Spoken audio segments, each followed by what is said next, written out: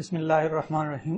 السلام علیکم دوستو آج کا ہمارا جو دین انسانیت بک ہے اس کا پارٹ 4 ہے، چوتھا حصہ ہے۔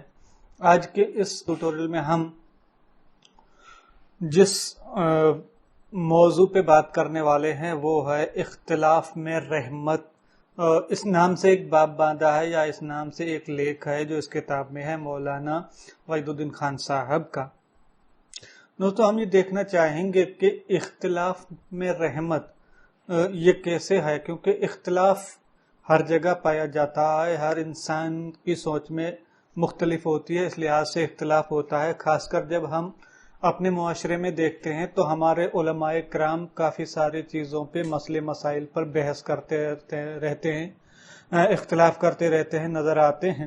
ہم یہ سمجھتے ہیں کہ وہ آپس میں جھگڑ رہے ہیں، پر حقیقت میں ایسا نہیں ہوتا۔ جب بھی وہ اسے موضوع پہ بات نہیں کرتے رہتے ہیں تو وہ آپس میں بیٹھ کر ایک دوسرے کے ساتھ کھا پی رہے ہوتے ہیں، محبت سے پیش آتے ہیں۔ لیکن جب مسئلے مسائل کی بات آتی ہے تو ہر ایک کی سوچ الگ ہے، ہر ایک کی فکر الگ ہے، اس لحاظ سے ہمیں اس میں مختلف نظریات نظر آتے ہیں، اختلاف نظر آتا ہے۔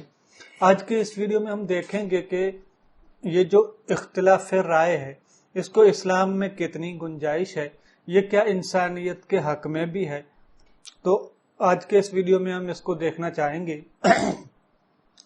اختلاف میں رحمت اس نام سے اس موضوع سے جو ایک لیکھ ہے مولانا وحید الدین خان صاحب کی کتاب میں دین انسانیت میں، آج ہم اس کو سمجھنے کی کوشش کر رہے ہیں۔ تو آئیے شروع کرتے ہیں۔ الجامع الصغیر میں یہ حدیث آئی ہے کہ میری امت کا اختلاف رحمت ہے۔ کچھ علماء نے اس حدیث کی صحت پر شک کیا ہے، مگر اس سے قطع نظر یہ ایک ناقابل انکار حقیقت ہے کہ قرآن اور حدیث کا پورا ذخیرہ جو ہمارے پاس موجود ہے، اس میں خود علماء امت نے بے شمار اختلافات کیے ہیں۔ قرآن کی تفسیریں اختلافات سے بھری ہوئی ہیں۔ اسی طرح احادیث کی شرحوں کا یہ حال ہے کہ شاید کوئی بھی حدیث ایسی نہیں جس کی تشریح میں اختلاف موجود نہ ہو۔ سوال یہ ہے کہ اختلاف کیوں، اور یہ اختلاف رحمت تھا یا زحمت؟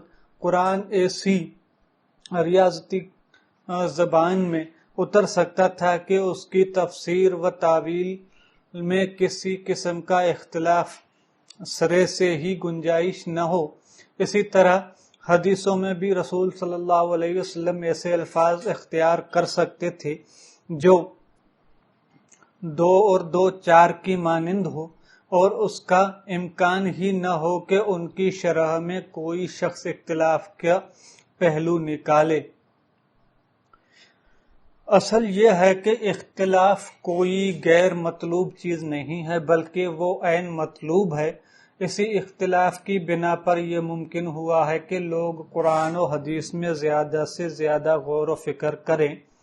اسی بنا پر یہ ممکن ہوا ہے کہ اسلام کے لیے کوئی جامد چیز نہ ہو، بلکہ وہ ایک کے لیے خود دریافت کردہ حقیقت بن جائے۔ اسی بنا پر یہ ممکن ہوا کہ لوگوں کے اندر ذہنی سرگرمیاں جاری ہو اور آخر کار ہر ایک مومن کو تحقیقی فکر کا حامل انسان بنا دے۔ الزام تراشی اور عیب کوئی جرم ہے، بلکہ وہ کمینہ پن ہے جو بلا شبہ سب سے بڑی اخلاقی صفت ہے۔ مگر اعلیٰ اختلاف جو سنجیدہ غور و فکر سے ابھرتا ہے وہ تو ایک نعمت ہے اور انسانیت کی ترقی کے لیے لازمی شرط ہے، لازمی شرط کی حیثیت رکھتا ہے۔ یہاں تک کہ یہ کہنا صحیح ہوگا کہ جو سماج اختلاف سے خالی ہو جائے وہ ترقی سے بھی خالی ہو جائے گا۔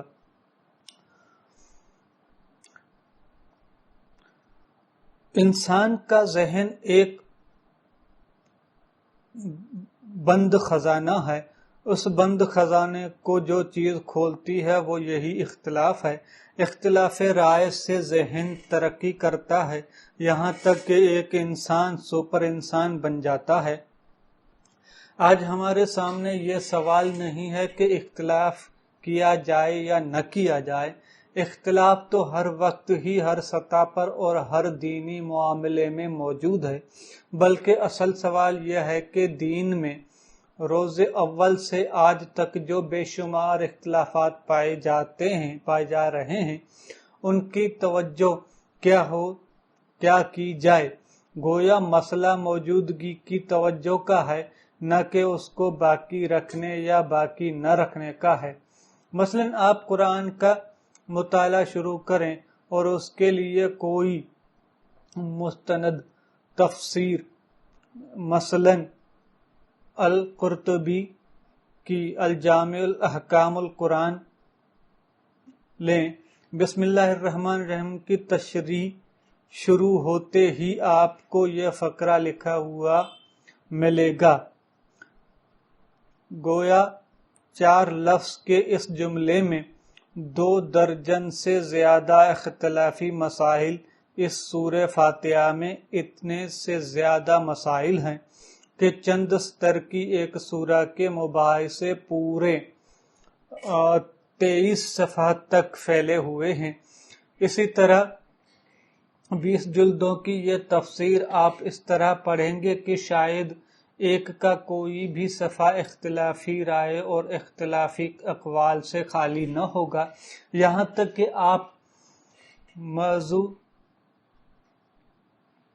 تک پہنچیں گے تو ایک کی تفسیر میں دوسرے بہت سے اختلافات کے ساتھ یہ انتہائی نوعیت کا اختلاف آپ کو پڑھنے کے لیے ملے گا کہ حضرت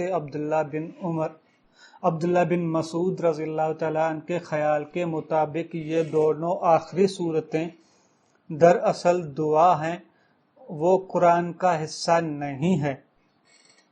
یہی معاملہ مزید اضافے کے ساتھ حدیث کا ہے۔ آپ اس کی کوئی بھی شرح لیں، مثلا صحیح بخاری کی شرح فتح الباری کو لیجئے، آپ اس کو کھولتے ہی تو پہلی حدیث یہ ملے گی، یعنی عمل کا دار و مدار نیت پر ہے۔ یہ ایک متواتر حدیث ہے اور نہایت ہی مستند ہے، مگر اس کی تقریباً 9 صفحہ کی تشریح میں 6 بار اختلفو جیسے الفاظ آئے ہیں۔ 13 جلدوں پر مشتمل پوری فتح الباری اسی طرح اختلافی تشریحات سے بھری ہوئی ہے۔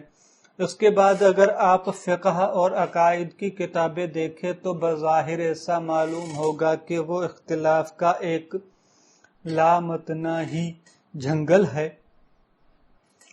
یہاں شاید کوئی ایک معاملہ بھی آپ کو ایسا نہیں ملے گا جو اختلافی رائوں سے خالی ہو۔ یہ اختلاف کوئی برائی نہیں ہے، بلکہ وہ فکری مہمیز ہے، وہ لوگوں کو سوچ پر ابھارتا ہے، وہ ذہنوں کو متحرک کر کے انہیں ارتقاء کی طرف لے جاتا ہے۔ تو دوستو آج کے ویڈیو میں بس اتنا، پھر ایک نئے ویڈیو کے ساتھ حاضر ہوں گے۔ آپ نے دیکھا کہ اختلاف رائے کی اسلام میں کیا اہمیت ہے۔ یہ اس بات سے ثابت ہو جاتا ہے کہ خود قرآن پاک کی جو تشریح ڈیفرنٹ الگ الگ علماء نے کی ہے، الگ الگ مفکروں نے کی ہے، وہ تمام کے تمام کی رائے الگ پڑ جاتی ہے، ایسا مولوی صاحب شاید کہنا چاہتے ہیں۔ اور اس طرح سے حدیث کی تشریح میں بھی کافی سارے اختلاف موجود ہیں۔ گویا کہ بات یہ ہوئی کہ اسلام میں اختلاف ایک نعمت ہے جو ضروری حصہ ہے، اور اسی سے انسان آگے بڑھتا ہے، بلکہ اسلام کی جو اصل چیز ہے، اصل روح ہے، اس تک بھی پہنچنے کی کوشش کر سکتا ہے، اس کو بھی سمجھ کر اس کی طرف بڑھنے کی کوشش کر سکتا ہے۔ تو یہ اختلاف ایک نعمت ہے، یا اختلاف ایک ذریعہ ہے جس سے یہ ممکن ہوتا ہے۔ تو دوستو آج کے ویڈیو میں بس اتنا، پھر ایک نئے ویڈیو کے ساتھ حاضر ہوں گے، تب تک دیجیے اجازت، اللہ حافظ۔